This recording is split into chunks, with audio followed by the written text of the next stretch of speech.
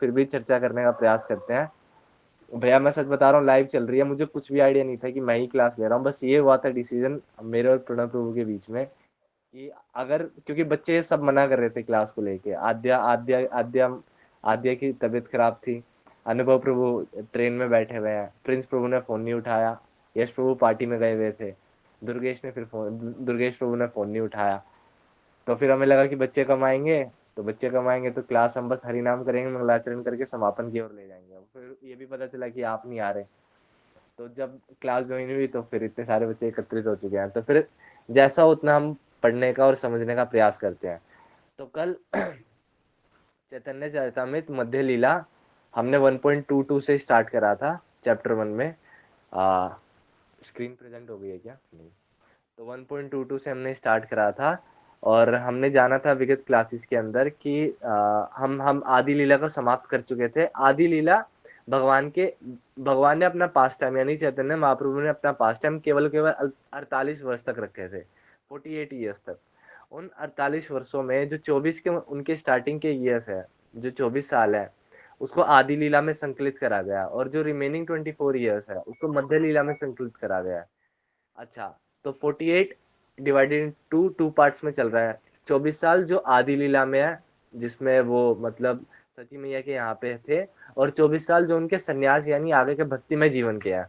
तो 24 24। अच्छा, जो बाद के 24 ईयर है यानी मध्य लीला में, उसमें भी दो विभाग आते हैं। क्या? पहले के 6 वर्ष वो भारत भ्रमण में है, और जो रिमेनिंग 18 वर्ष है वो जगन्नाथपुरी मंदिर के अंदर है।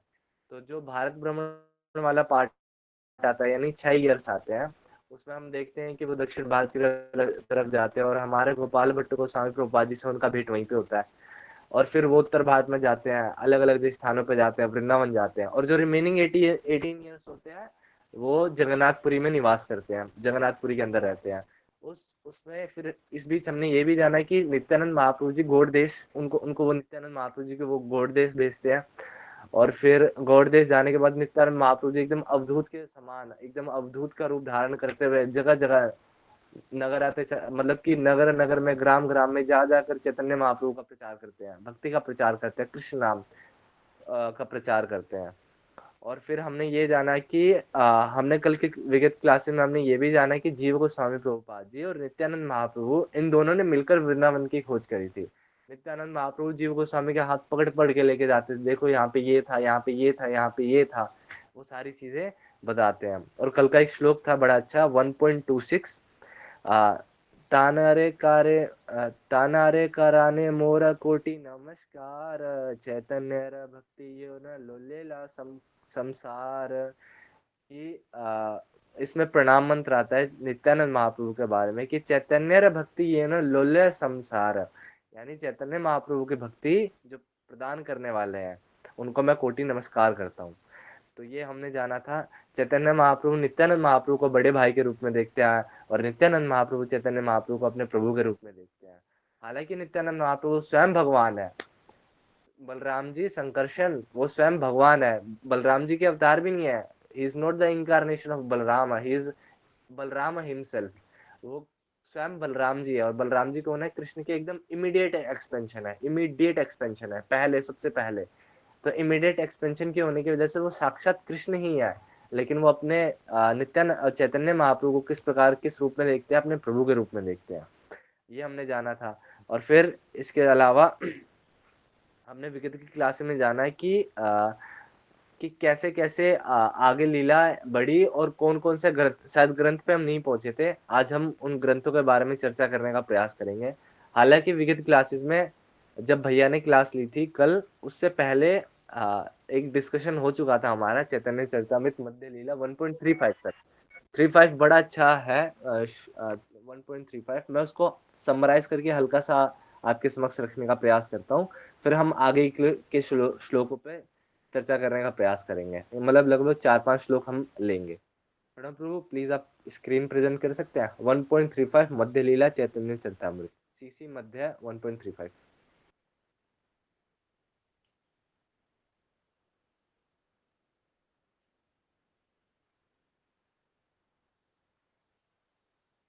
मैडम प्रभु।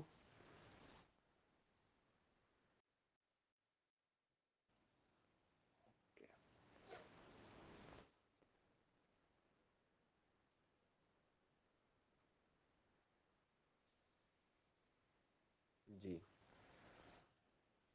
तो हाँ, यहाँ पे हमें ग्रंथों के बारे में इसके इसके ना एक काम, 2 श्लोक पहले चलिए, 1.33 से लेके चलते हैं।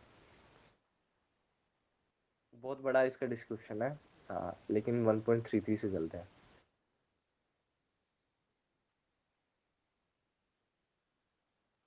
हाँ,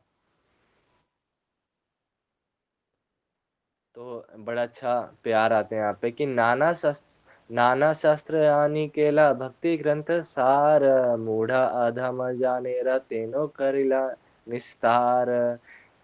तो यहाँ पे ट्रांसलेशन पे चलते हैं। इसमें लिखते हैं कि बोथ रूप Goswami Sanatan Goswami brought various scriptures to Vrindavan and collected the essence of these by compiling many scriptures on devotional services, and this way they delivered all rascals and fallen souls। इसका अगर हम पीछे वाले श्लोक में जाएंगे तो वहां पे लिखा हुआ आता है कि चैतन्य महाप्रभु रूप गोस्वामी प्रभुपाद जी को, सनातन गोस्वामी प्रभुपाद जी को वृंदावन भेजते हैं। तो कल जहाँ पे हमने समाप्त करा था वो प्रणाम मंत्र तक हमने समाप्त करा था। उसके बाद हम ग्रंथों की श्रेणी में आते हैं। तो यहाँ पे कृष्णदास कविराज गोस्वामी प्रभुपाद जी लिखते हैं कि कौन कौन से ग्रंथ किन किन ने लिखे। तो इसी बीच हमने पहले जाने की नित्यानंद महाप्रभु को चैतन्य महाप्रभु ने भेज दिया गौड़ देश में बंगाल में, और सनातन गोस्वामी प्रभुपाद जी को और रूप गोस्वामी प्रभुपाद जी को चैतन्य महाप्रभु ने वृंदावन धाम भेजा। और वृंदावन धाम जाकर रूप गोस्वामी प्रभुपाद जी और सनातन गोस्वामी प्रभुपाद जी ने क्या करा, स्क्रिप्चर्स लिखे, बहुत सारे ग्रंथ लिखे, है ना। तो इसमें अच्छा, और इसी बीच यहाँ पे परपट में प्रभुपाद जी बड़ा से लिखते हैं कि श्रील श्रीनिवास आचार्य हसंग ब्यूटीफुली, कि यहाँ पे ना देखिए बड़ा अच्छा वो श्लोक लिखते हैं इनके बारे में, रूप गोस्वामी प्रभुपाद जी के, सनातन गोस्वामी प्रभुपाद जी के, कि नाना शस्त्र विचार निमिका नुपना सद धर्म, यानी कि नाना यानी अनेकों प्रकार के उन्होंने ग्रंथ लिखे। The six Goswamis under direction of Shrila Rupa Goswami and Sanatan Goswami studied various Vedic literatures, यानी कि अनेक प्रकार के वैदिक लिटरेचर्स को पढ़ा, और जो उसका एसेंस था ना वो उसको हमें कंपाइल करके डिफरेंट ग्रंथ्स के रूप में दे दिया। तो हमारे पास वेद को एसेंस को समझाने के लिए मतलब व्यासदेव जी ने क्या करा कि उपनिषद लिखे। फिर उपनिषद को समझाने के लिए उन्होंने हमें पुराण इत्यादि हमें प्रोवाइड करा है। फिर पुराण को अच्छे से समझाने के लिए उन्होंने इतिहास लिखे, महाभारत रामायण इत्यादि इतिहास आए हमारे सामने। फिर इन सब का भी संकलन करते हुए वेदों का जो अंत है, वेदांत सूत्र लिखा। वेदांत सूत्र भी हमें बहुत सारे भाष्य में मिल जाते हैं। शंकराचार्य प्रभुपाद जी का अलग भाष्य है, हमारे गौड़ीय वैष्णव जी का, गौड़ीय वैष्णविज्म में हमारा अलग भाष्य है। तो वेदांत सूत्र भी हमारे पास अनेक भाष्य है। लेकिन जो सिक्स हमारे जो गोस्वामीज थे, जिनको चैतन्य महाप्रभु जी द्वारा इंगित और उनको भेजा गया था वृंदावन में, उन्होंने क्या करा कि वेदों के सार को समझते हुए, वेदों के सार को कंपाइल करते हुए अलग अलग ग्रंथ लिखे। और जो इसके नेक्स्ट वर्सेज है हम उसमें जानेंगे कि वो कौन कौन से ग्रंथ थे। हमने भगवत गीता के अंदर भी पढ़ा हुआ है कि भगवान जो है, भगवान अपने आप को क्या कहते हैं कि मैं वेदों का सार हूँ। वेदेशम अहम, ऐसा ही करके कुछ श्लोक था, मैं भूल रहा हूँ, इसी के एंड में होगा। हल्का सा ऊपर करेंगे प्रभु, as confirmed bye Bhagavad Gita, इसके ऊपर। हाँ, वेदेश्च सर्वे अहम एव वेद्या, यानी वेदों के द्वारा जानने योग्य कौन है, यानी मैं। वेदों का उद्देश्य क्या है, मुझे जानना। तो जो गोस्वामी रूप गोस्वामी प्रभुपाद जी, सनातन गोस्वामी प्रभुपाद जी, हमारे गोपाल भट्ट गोस्वामी प्रभुपाद जी, इन सब ने क्या करा कि वेदों के जो सार तत्व थे, यानी भगवान श्री कृष्ण, उनके उनके रस का वर्णन बड़े ही सरल भाव से, हालांकि सरल मैं इसलिए कह रहा हूँ क्योंकि उनके अकॉर्डिंग सरल है, हमारे लिए तो फिर भी बहुत डिफिकल्ट है समझना। तो उनको कंपाइल करके हमें प्रोवाइड करा था। प्रभु जी नेक्स्ट श्लोक पे चलेंगे। नेक्स्ट श्लोक। हाँ, तो यहाँ पे बड़ा अच्छा प्यार आता है कि प्रभु आज्ञा केले सब शास्त्रीय विचार, व्रजर या निगुद भक्ति करेला प्रचार, यानी कि प्रभु आज्ञा, यानी कि upon the order of the lord Chaitanya Mahaprabhu, Chaitanya Mahaprabhu की आज्ञा पाकर क्या करा इन्होंने, the Goswamis carried out preaching working work of devotional services on the basis of analytical studies of all confidential Vedic literatures. Chaitanya Mahaprabhu की आज्ञा पाकर, अच्छा आप जब वहां पे जाएंगे ना श्री राधा दामोदर मंदिर के अंदर, तो जहाँ पे राधा दामोदर जी का विग्रह है, राधा दामोदर जी के विग्रह के लेफ्ट हैंड साइड में, हम जब दर्शन करते हैं उसके सामने हमें विग्रह दिखते हैं, उसके लेफ्ट हैंड साइड में, यानी हमारे लेफ्ट में एक ना छोटा सा वो दिख जाएगा आपको, कमरा या छोटा सा कक्ष टाइप का। तो उसमें ना, उसी में सारे गोस्वामी जी बैठ करके मीटिंग करा करते थे, और वहीं पे सारे ग्रंथों का कंपाइलेशन और वहीं पे सारे ग्रंथ लिखे गए थे। तो वो वही स्थान है राधा दामोदर मंदिर के अंदर। आ, वहीं पे वो स्थान है जहाँ पे हमारे गोस्वामीगण बैठ करके चर्चा करते थे, और वैदिक लिटरेचर्स को समझकर उसको फिलोसफाई को डाइजेस्ट उसकी फिलोसफीज को डाइजेस्ट कर कर हमें इनपुट प्रोवाइड करते थे, यानी ग्रंथों को लिखते थे। This was in compilation with the order of Sri Chaitanya Mahaprabhu. Thus, one can understand the most confidential devotion service of Vrindavan. Please proceed next.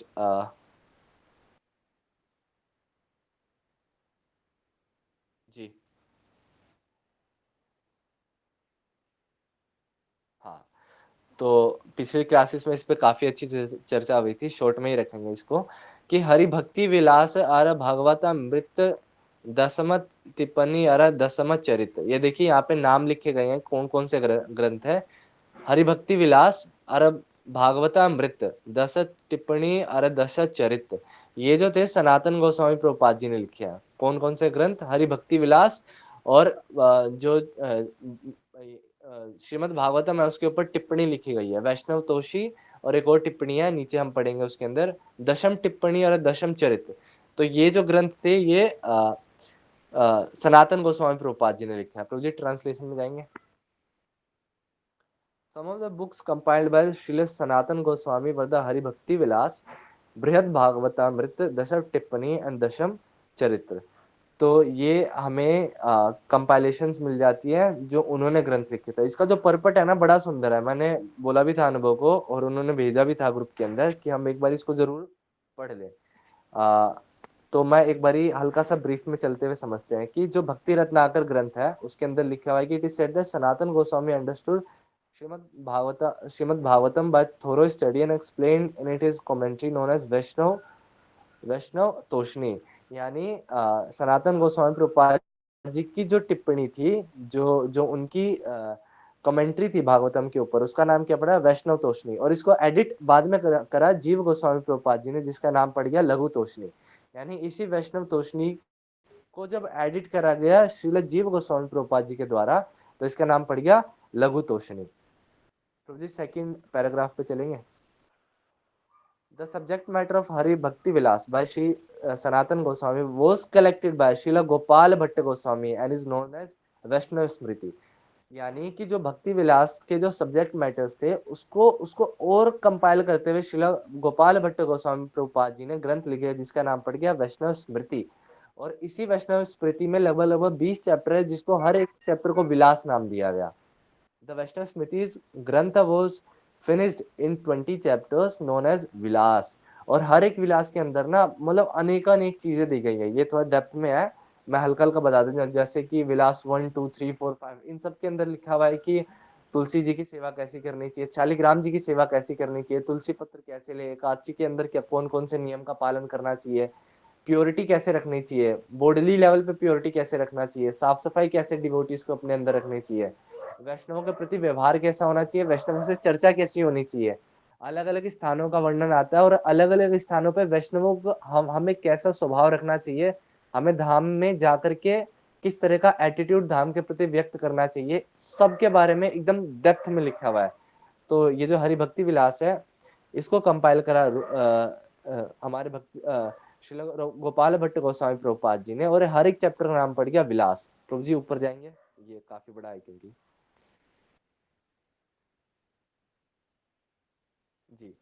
तो ये हमें मिल जाता है। इनफैक्ट एक विलास के अंदर तो ये भी लिखा हुआ है कि जो मंदिर का जो वो है मेजरमेंट है वो भी हमें कैसे रखना चाहिए।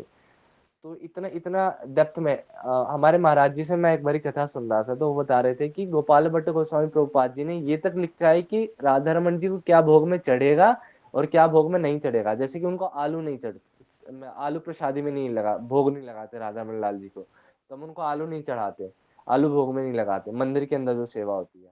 तो बड़ा ही साइंटिफिक वे में और एकदम इन डेप्थ सारी चीजें मेंशन हो रखी है।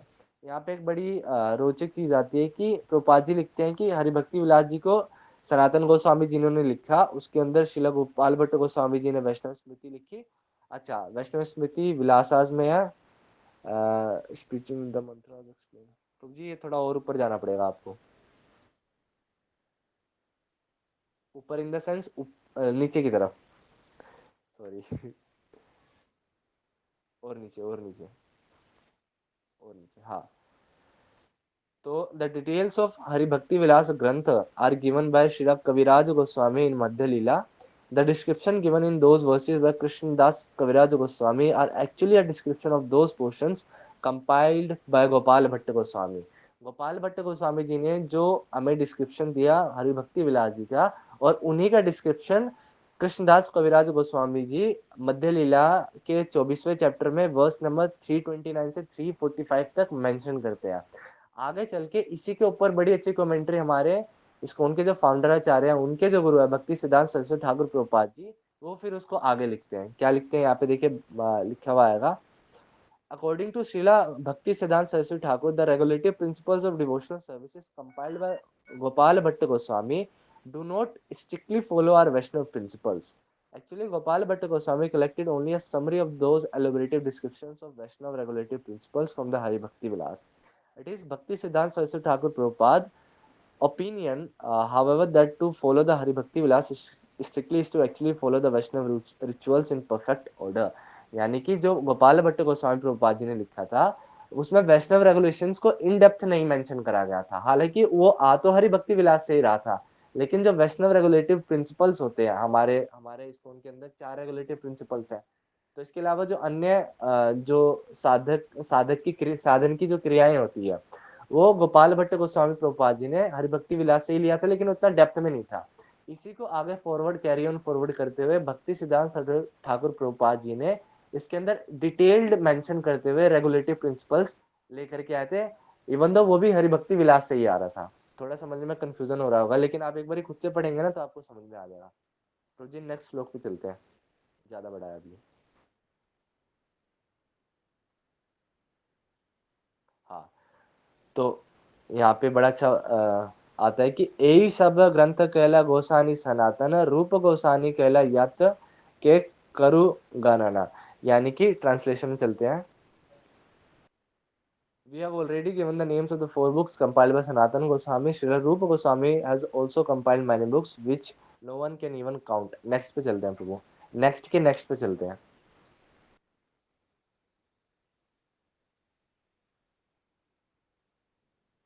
नेक्स्ट, हाँ हाँ, तो ये यहाँ पे बड़ा अच्छा आता है कि रसामृत सिंधु वर विदग्ध माधव उज्ज्वल नीलमणि अर ललित माधव। यानी कि जो हमने अभी सनातन गोस्वामी प्रभुपाद जी के ग्रंथों के बारे में जाना, हरिभक्ति विलास आता है, वैष्णव तोषणी आता है, तो दसम चरित ये उनके ग्रंथ थे। यहाँ पे श्रील रूप गोस्वामी प्रभुपाद जी ने जो ग्रंथ लिखे हैं वो है the books compiled bye Srila Rupa Goswami include the भक्ति रस अमृत सिंधु, विदग्ध माधव, उज्जवल नीलमणि एंड ललित माधव। इसमें जो विदग्ध माधव और ललित माधव है ये नाटकीय फॉर्म में है, यानी कि स्टोरी नरेटिव फॉर्म में है। लेकिन जो भक्ति रसामृत सिंधु है और जो उज्ज्वला नीलमणि है ये इंस्ट्रक्शन के फॉर्म में, इंस्ट्रक्टिव है ये नेचर में। तो विदग्ध माधव और ललित माधव नाटकीय है यानी नरेटिव है, और भक्ति रसामृत सिंधु और उज्ज्वल नीलमणि ये डिस्क्रिप्टिव है, यानी कि इसमें डिस्क्रिप्शन दिए गए हैं रेगुलेटिव प्रिंसिपल्स और इत्यादि के बारे में। तो जी नेक्स्ट श्लोक पे चलते हैं।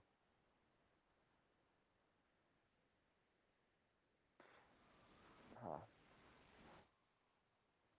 दाना केली कौमुदी और बहु शतवावली अष्टद लीला चंद्र अर पदावली गोविंद वीरोद्वली तहर लक्षणा मथुरा महात्मा अर नाटक वर्णा। इसमें देखिए बड़ा अच्छा डिस्क्रिप्शन आया हुआ है कि कौन कौन से जो ग्रंथ है वो किस किस बारे में एकदम शॉर्ट में समझा रखा है। तो जी ट्रांसलेशन में चलते हैं।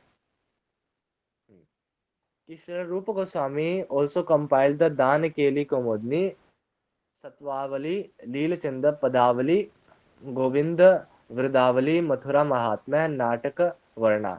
और जो इसका नेक्स्ट श्लोक है, इन इस नेक्स्ट श्लोक में सबके बारे में शॉर्ट शॉर्ट में दे रखा है कि किसके अंदर क्या क्या मेंशन है। नेक्स्ट पे चलते हैं प्रभु। लघु लघु भागवत मित्रादि के करु गणना, सर्वत्र कैरिल ब्रज विलास वर्णा। कि इसमें लिखा हुआ है कि who can count the rest of the books cited by लघु Bhagavatamrita written by Rupa Goswami. He has described the pastimes of Vrindavan in all of them. यानी लघु भागवतामृत किन्होंने लिखा है? श्रीला रूप गोस्वामी प्रभुपाद जी ने लिखा है। इसके अंदर जो इसका परपट है ये भी बहुत बड़ा है। प्रभुपाद जी ने काफी अच्छे से समझा रखा है कि कौन कौन से ग्रंथ किन किन के बारे में है। जैसे कि मैं एक ही पैराग्राफ पढ़ रहा हूँ, बाकी के आप सभी अच्छे देखना। श्रीला भक्ति सिद्धांत Saraswati Thakur Prabhupada ji has given a description of these books. The Bhakti Rasamrita Sindhu is a great book of instruction. तो जो भक्ति nectar of devotion, the Bhakti Rasamrita Sindhu is a great book of instruction on how to develop devotional service to Lord Krishna and to follow the transcendental process. एकदम ही दिव्य ग्रंथ है, एकदम दिव्य ग्रंथ। महाराज जी बताते हैं कि ऐसा ग्रंथ, प्रभुपाद जी कहा करते थे कि there are only two scholars that have emerged in the history of world. कौन कौन से दो स्कॉलर है? प्रभुपाद जी बताते हैं कि एक तो रूप गोस्वामी प्रभुपाद जी और एक उनके गुरु महाराज यानी भक्ति सिद्धांत सरस्वती ठाकुर प्रभुपाद जी। क्यों? रूप गोस्वामी प्रभुपाद जी ने ऐसा दिव्य ग्रंथ लिखा भक्ति रसामृत सिंधु, इतना साइंटिफिक है, इतना लॉजिकल है ना। कोई सोच सकता है कि यार भक्ति लॉजिकल कैसे हो सकती है? और भक्ति के अंदर भी इतना डेप्थ में क्लासिफिकेशन। पता है क्या क्या लिखा हुआ है उसके अंदर? उसके अंदर लिखा हुआ है कि एक्सटेसीज कितने प्रकार की होती है। एक्सटेसी यानी कि मतलब जो भावावेश होता है भक्तों के अंदर, जब हम नाम संकीर्तन करते हैं इत्यादि करते हैं, तो रुका हुआ, स्थाई स्थाई भाव इत्यादि वगैरह सारी चीजें उनके ग्रंथों के अंदर मेंशन है। तो Bhakti Rasamrita Sindhu is a great book of instruction on how to develop service to Lord Krishna and follow the transcendental process. It was finished in year 1541 AD. This book is divided into 4 parts. इसको भी 4 parts में बांटा गया, पूर्व, पश्चिम, उत्तर, दक्षिण। इसके 4 विभाग हो गए, ठीक है। तो और हर एक 4 विभाग के अंदर अलग अलग चीजें मेंशन है। जैसे कि जो पूर्व विभाग है यानी जो नॉर्थन वाला पार्ट है, there is a description of permanent development of devotional service. The general principle of devotional service, the execution of devotional service, ecstasy in devotional services, and ultimately the attainment of Lord, love of Godhead are described. In this way, there are 4 waves, यानी लहर, in this division of the ocean of the nectar of devotion. यानी nectar of devotion के अंदर अलग अलग waves के बारे में बताया गया है, लहर के बारे में बताया गया, और हर एक के अंदर अलग अलग विभाग आते हैं, उत्तर, पूर्व, पश्चिम, दक्षिण। तो इन विभाग के अंदर हमें अलग अलग चीजों के बारे में, जैसे कि जो पूर्व वाला यानी जो नॉर्थन पार्ट है उसके अंदर परमानेंट डिवोशनल सर्विसेज कैसे अटेन करे कृष्ण के लिए, वो मेंशन है। तो मैं समझता हूँ कि आज के लिए इतना पर्याप्त है। ये जो इसका परपट है काफी बड़ा है, समझने में थोड़ा, क्योंकि मैं चाह रहा हूँ ना कि भैया इसके ऊपर डिस्क्राइब करे अच्छे से। तो जो कल की क्लास होगी में भी भैया लीड करेंगे तो वो इसको अच्छे से समझा पाएंगे। आज के लिए इतना ही रहने देते हैं प्रभु। एक सेकेंड रुकिएगा, एक सेकेंड।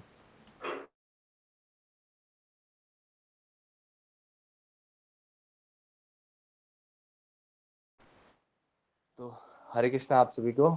वेरी सॉरी, क्योंकि शॉर्ट नोटिस पे था, मुझे भी बिल्कुल कोई आइडिया नहीं था, तो मैंने जल्दी जल्दी जितना मैं पढ़ पाया और जितना पिछली बार पढ़ा था उसको ऐड ऑन करके आपके सामने रखने का प्रयास करा।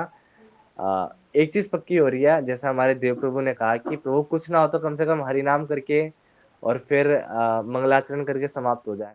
तो कम से कम उनसे एक पॉइंट आ गया कि हरिनाम भी हो रही है, मंगलाचरण भी हो रहा है, हल्का फुल्का कुछ ना कुछ तो हो ही जा रहा है, बेशक गलत हो रहा है चाहे सही हो रहा है। तो प्रयास इतना ही था। मेरे से जितनी त्रुटि हुई मेरी है, जितनी सही बात निकली वैष्णव कृपा, महाराज जी से जो सुना, कंट्रोल प्लस सी और कंट्रोल प्लस वी का काम है मेरे पास, और कुछ मुझे आता जाता नहीं है उतना ज़्यादा। Thank you so much class में पार्टिसिपेट करने के लिए। और कोई कुछ आप बात कहना चाहता है तो प्लीज़, स्वागत है आप सबका।